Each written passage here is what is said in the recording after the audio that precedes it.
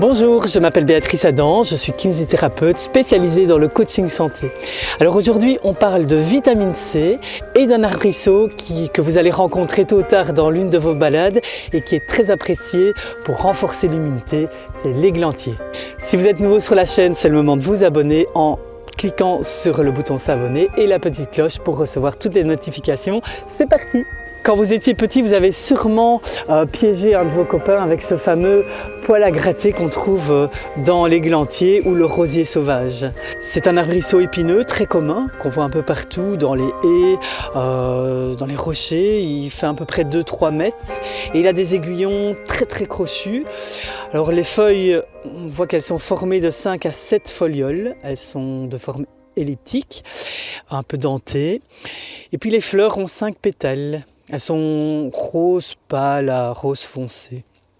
En fait, à maturité, le réceptacle de la fleur devient rouge ici, c'est le cynorrhodon. Donc ça, c'est pas vraiment le fruit. Le fruit, ce sont les petites graines qu'il y a à l'intérieur et qu'on appelle les akènes, qui sont entourées de poils irritants qu'on utilisait justement pour le poil à gratter. Alors on ne peut pas le confondre avec les fruits de l'aubépine, hein, les senelles, parce qu'il est beaucoup plus grand. Bon, il est rouge, c'est vrai, mais il est de forme ovale, tandis que les fruits d'aubépine sont plutôt ronds. Donc il y a différents types d'églantiers, il y en a plusieurs, mais vous ne tracassez pas, ils sont tous comestibles. Donc on va avoir des fruits avec des saveurs différentes. Hein. Le goût est très fruité, un petit peu acidulé, très agréable en fait. Vous allez avoir au printemps, de mai à juin, vous allez avoir des fleurs qui auront des couleurs différentes, mais aussi des odeurs différentes. Moi, c'est le parfum que je préfère. J'ai jamais senti quelque chose d'aussi parfait. Mais il y a des fleurs qui ne sentent pas du tout. Donc voilà, en fonction de l'églantier, ce sera différent, mais ils ont tous des propriétés plus ou moins similaires. Les feuilles et les fleurs sont astringentes et anti-inflammatoires. Alors, bon, les fleurs, pour récolter des pétales, c'est assez compliqué parce qu'il faut beaucoup de pétales pour avoir un effet thérapeutique. Donc moi je les utilise plutôt de temps en temps pour décorer des salades. On peut aussi les utiliser pour les laisser macérer dans de l'eau et faire des bains froids quand on a de la conjonctivite. Mais bon voilà, c'est pas vraiment. Il y a d'autres plantes qu'on peut utiliser pour ça. Moi j'utilise plutôt le cynorrhodon et là il a des propriétés extraordinaires. Donc vous allez trouver les cynorrhodons du début de l'automne jusqu'à fin de l'hiver, ça dépend les régions, et vous pouvez les récolter si possible quand ils sont un petit peu blettes, un petit peu mous, ou alors vous pouvez les récolter aussi et les mettre au congélateur quelques heures et vous aurez cet effet un peu blette. Les cynorrhodons comprennent 10 à 20 fois plus de vitamine C que ce qu'on peut trouver dans du citron. Ils comprennent aussi d'autres vitamines, des sels minéraux et des flavonoïdes. L'être humain ne sait pas synthétiser de la vitamine C, donc il va y avoir besoin d'un apport extérieur. Dans certaines maladies ou quand on a un gros stress, comme par exemple pour l'instant dans le climat ambiant qu'on retrouve dans la crise, ça peut être important d'augmenter ces apports de vitamine C de l'extérieur. La vitamine C, elle est nécessaire au bon fonctionnement de l'organisme. C'est un micronutriment qui est crucial. Donc elle va intervenir dans la synthèse de la noradrénaline, mais aussi d'autres hormones, dans la formation du collagène de la peau, des os, des dents, aussi dans la lutte contre l'inflammation et les radicaux libres donc, qui vont entraîner le vieillissement prématuré. Elle protège les infections, elle a aussi un rôle dans l'assimilation du fer, donc elle va prévenir l'anémie, elle favorise aussi la cicatrisation des plaies, etc. En fait, la vitamine C, c'est la plus fragile de toutes les vitamines. Donc elle va être sensible à l'eau, à la température, à l'air, à la lumière. Si vous laissez un aliment, ou même ici le fruit de l'églantier, à température ambiante, sur 24 heures, il va perdre jusqu'à la moitié de sa teneur en vitamine C. Donc c'est très intéressant de se promener, d'aller cueillir tous les jours et prendre sa petite dose de vitamine C. Le cynorhodon est un immunostimulant, donc on va l'utiliser pour augmenter l'immunité pour toutes les maladies hivernales en fait, les grippes, les rhumes, mais aussi pour les saignements de gencives par son côté astringent, pour réguler un peu les diarrhées, pour les cas de douleur quand on a des cystites ou quand on a des calculs rénaux. Ça va marcher aussi pour tous les cas de douleurs articulaires. Il va vraiment augmenter votre immunité, il va la stimuler. À la fin de l'hiver, on retrouve souvent des cynorhodons qui sont séchés naturellement sur l'arbre. Et donc là, on peut aussi les récolter et les prendre entiers et les moudre.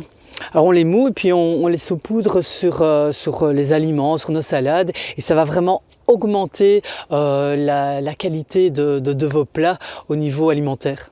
Augmenter la valeur nutritive. Avec le cynorhodon, on va pouvoir faire des gelées, on va pouvoir faire des confitures, on peut simplement les faire sécher aussi, donc on en cueille, on les met sur une clé dans un endroit bien aéré, bien sec. Ça prend un petit peu de temps, parfois 2-3 semaines avant qu'ils soient secs, et puis on peut les broyer, les faire infuser pendant 15 minutes dans de l'eau pas trop chaude, 80 degrés c'est bien, et boire ça sous forme de tisane pendant l'hiver, en veillant à filtrer le thé dans un filtre à café par exemple pour éviter d'avoir le petit côté irritant des poils à gratter. On peut aussi prendre une grosse quantité de cynorhodon, le mettre dans un mixeur très puissant et mettre un petit peu d'eau ou de jus de pomme aussi, ça marche bien, et mixer le tout. Donc les graines, tout, on n'enlève rien du tout. Et après on met la substance dans un linge blanc ou un filtre à jus et on va presser, on va jeter la matière sèche et on va récolter un jus qu'on peut soit boire comme ça, un jus ou une espèce un jus assez épais, et on peut en faire des desserts aussi, on peut le mélanger à de la purée d'amandes, de noisettes, on fait ce qu'on veut avec, mais on aura toute la qualité nutritive du cynorhodon et en même temps des akènes, on aura vraiment tout dedans, c'est très intéressant. Moi, ce que je préfère, c'est de les manger comme ça directement sur l'arbre. Alors pour ça, je tiens le cynorhodon et je vais faire sortir la pulpe un peu comme quand on perçait nos boutons d'acné quand on était jeune. Et je vais faire sortir, voilà, la pulpe, et ça c'est un vrai délice, c'est excellent. Alors, si c'est pas excellent, ça veut dire qu'il y a une petite fermentation, ça arrive, certains n'auront pas un goût excellent. Alors on les laisse sur l'arbre, on les voit, ils ont une drôle de tête comme ça. Par exemple celui-là, il est un peu noir. Et ceux-là on les laisse pour les oiseaux, parce qu'en fait on me racontait que les oiseaux mangent ces baies qui ont fermenté et ils deviennent un peu saouls. Donc parfois vous avez des oiseaux ivres dans les campagnes, c'est parce qu'ils ont mangé un petit peu trop de baies fermentées. Bon, on leur laisse, c'est comme ça, ils peuvent faire la fête aussi. Alors on peut aussi le consommer entier, sans enlever les poils et les akènes. Ça peut irriter un tout petit peu la gorge, donc on peut manger ça avec du miel par exemple. Si vous avez des oxyures, si vous avez des petits vers intestinaux, et là vous prenez 5 à 6 cynorhodons par jour, vous les mangez avec du miel pour faire passer, et en fait il n'y aura aucune irritation au niveau de l'intestin. L'irritation elle se passe au niveau de la peau, c'est là que ça gratte, un petit peu au niveau de la gorge aussi, mais par contre ça va vraiment avoir une action mécanique contre les oxyures et ça va les tuer, les faire sortir au niveau de l'anus. Donc c'est un magnifique vermifuge. D'ailleurs moi j'ai 3 moutons à la maison, et quand vous avez des animaux qui sont en semi-liberté, chez moi ils ont beaucoup d'espace et ils ont un accès à un verger, mais ils ont aussi accès à une partie boisée. Et là il y a des églantiers, il y a un petit peu de tout, et elles vont manger les baies.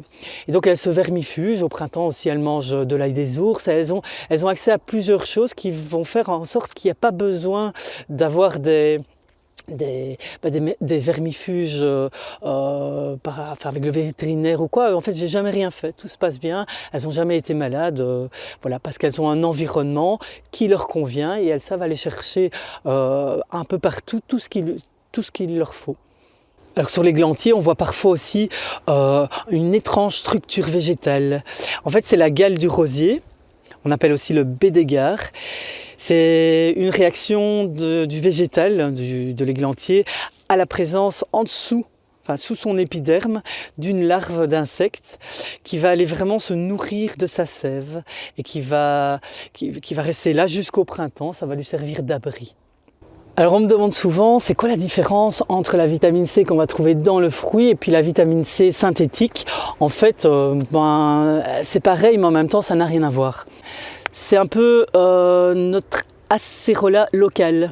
Elle comprend des bioflavonoïdes, ce sont des antioxydants qui vont vraiment augmenter l'action de la vitamine C. Or, la vitamine C que vous allez trouver dans le cynorrhodon, vous devez aller la chercher. Donc ça va vous donner un sens. Ça va redonner du sens à ce que vous faites. Vous posez un acte, vous sortez de chez vous, vous allez marcher, donc vous allez faire bouger votre lymphe, donc vous allez vous détoxifier. Vous allez marcher, donc vous allez vous renforcer au niveau musculaire. Vous allez marcher dehors, il fait un peu froid, donc ça va demander une adaptation de votre corps qui va devenir plus fort. Il devra s'adapter au froid, au vent, à la pluie peut-être, au gel. Vous allez peut-être rencontrer des gens. Vous allez rencontrer des gens, oui. Vous allez avoir du contact social parce qu'en marchant, vous rencontrez des gens dans les villages. Maintenant, vous voyez des gens. Vous allez aussi vous oxygéner. Alors, dans la vitamine C que vous allez trouver dans les fruits ou dans les légumes aussi, en fait, ce qui est bien, c'est qu'il n'y a pas d'OGM, il n'y a pas d'allergènes, il n'y a pas de nanoparticules, il n'y a pas d'ionisation des produits.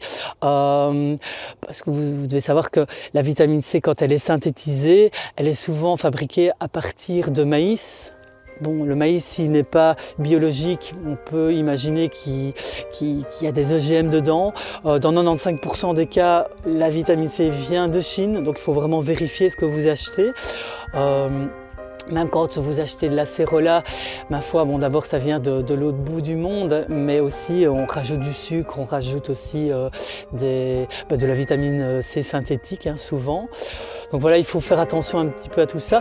Mais surtout, ce qui est vraiment intéressant, c'est de se dire que vous êtes autonome et vous regagnez en liberté. Donc vous n'avez plus besoin spécialement des firmes pharmaceutiques qui vont vous vendre quelque chose, mais vous avez tout sous la main en fait et c'est gratuit. Gratuit, donc accessible à tout le monde. Voilà. Si la vidéo vous a plu, merci de liker et partager, ça augmente sa visibilité. Ciao!